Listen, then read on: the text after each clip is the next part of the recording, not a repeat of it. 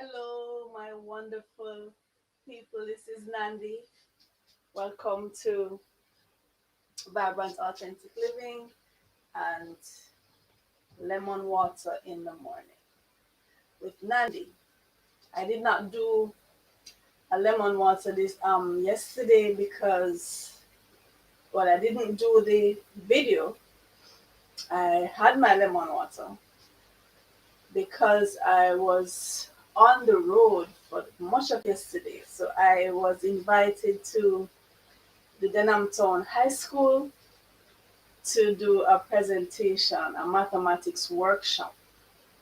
And I gladly accepted because, you know, I want to reach out to students and I want to get them to understand that maths is doable, it is approachable, and you should not be scared of it. So I seized that opportunity, and for much of the day, that's where I was. So got my morning off to a different start yesterday. Didn't even get to do my laps, but it was all worth it, and I'm glad to be able to reach those inner city youths because Denham Town High is in the middle of the inner city, downtown Kingston, Jamaica, right? Which in Jamaica we say is a bad area, one of those bad areas. And a lot of these students, they want to learn. They are so eager to get the knowledge in, but they lack the opportunity, and the environment that they're growing up in is so bombarded with negativity that many times, sadly, it cancels out that little drive that they had in themselves to learn. So this was organized by the Buju Banton Foundation, and I actually received a plaque. I should show you that plaque. I'm going to show you tomorrow morning. It's upstairs. So I'm going to show you tomorrow morning my plaque that I received from the Buju Banton Foundation. All right, so this morning, I'm going to be having my lemon water this morning. It's lemon this morning. And I have a big succulent lemon this morning. Look how succulent it is. So I notice I'm seeing a lot more lemons on the market. Maybe it's just the time for them. But typically here in Jamaica, it's the lime is more readily available. And the lemons are very expensive. When the COVID pandemic started last year, the lime, just prior to that, the lime was about $200 per dozen. And when the pandemic started and everybody realized, people were saying, get your limes because of the boost that it gives to the immune system, the vitamin C, the ascorbic acid, and everybody was rushing for the lime.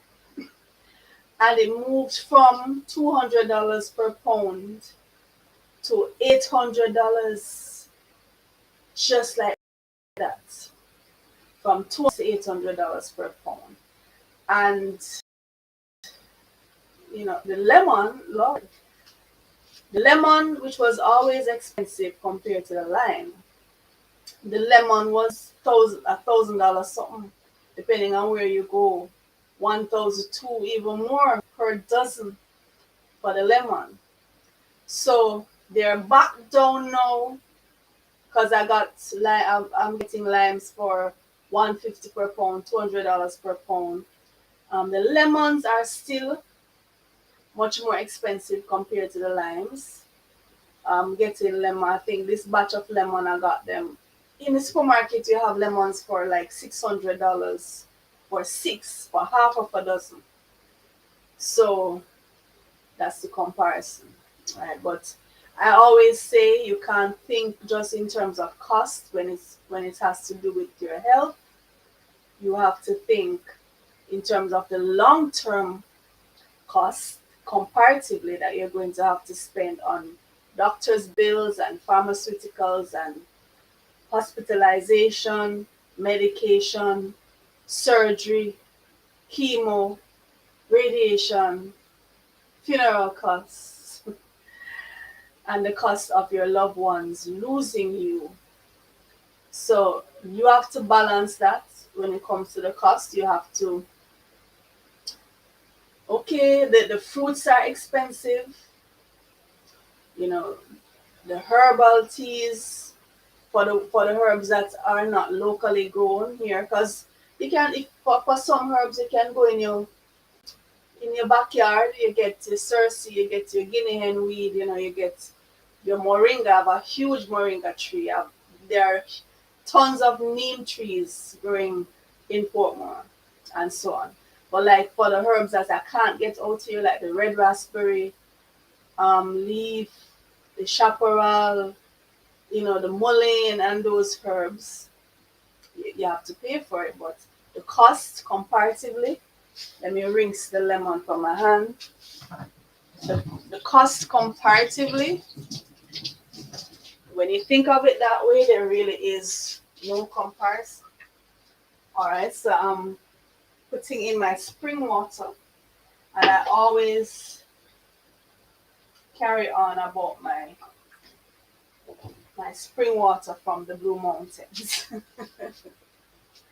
Always carrying on about my spring water from the Blue Mountains. That's the only water that I buy. And in Jamaica, that's our highest mountain range, and the Blue Mountain Peak is the highest point on that range. And the Blue Mountains is just an area that I love. Growing up in the Red Hills in St. Andrew, would always, coming down in the mornings on the bus, you'd just be looking at the mountains, and the mountains have been a part of me.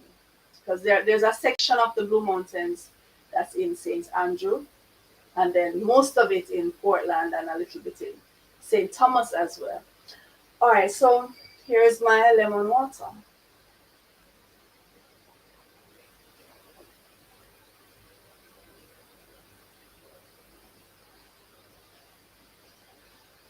So I don't sip, I gulp. Right? So it's Saturday morning, and I know that Saturday morning, most people use that opportunity to sleep in because you work all week. For those persons who only work in the weekdays, you work all week and you want to just use your weekend for just sleeping in, putting in some extra hours of snooze. So you're wondering, why is this lady up at 4:30 in the morning on a Saturday yapping away? Well, this is for my early morning risers. This is for my early people, my morning people, my people who beat the sun at his own game. And I always tell my students that if you read the autobiographies and the biographies of great women and men, you will find that most of them were early risers. Yes, they beat the sun at his own game. They're up before he is, and they're getting their day started. They're planning, they're fine tuning plans that have already been made, and they're just setting the pace for their day. They're meditating, they're doing their yoga, they're doing their affirmations, looking at their vision boards. You check it. The great men and women are early risers. So I want you to join that pack. Right? Join that pack.